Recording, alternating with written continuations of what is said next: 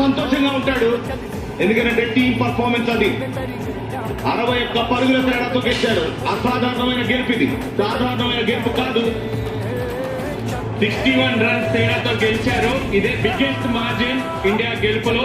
16 సార్లు ఇండియా గెలిచారు 17 మ్యాచ్లో. ICC T20 world cup and ICC world cup కలుపుకుంటే ఇది రైవలరీ కాదు, rampage, complete rampage. First ball నుండి కూడా రప్పానే మొత్తం క్రేజీ మ్యాచ్ ఇది.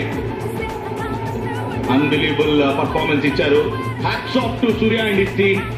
ఈ మ్యాచ్ కు ముందు చాలా ఆసక్తి సంతరించుకుంది. ఎందుకంటే కండిషన్స్ పాకిస్తాన్ కి ఫేవర్ అన్నారు, అవన్నీ జాన్తానే అన్నాడు అక్కడ సూర్య. ఇషాన్ కిషన్ ఈ మ్యాచ్ మొత్తానికి ఒక పెద్ద డిఫరెన్స్ లాగా మారిపోయాడు. అండ్ అందరూ ఒక పిచ్ మీద ఆడారు, ఇషాన్ కిషన్ వేరే పిచ్ మీద ఆడాడు, అందులో డౌటే లేదు.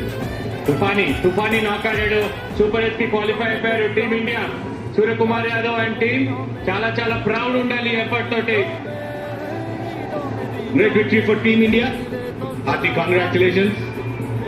అండ్ ఆల్మోస్ట్ ఇక్కడ గెలుపు పూర్తయిన తర్వాత సూపర్ ఎయిట్ కి క్వాలిఫై అయిపోయినట్టు. కాస్త ఎదురు చూడాలేమో.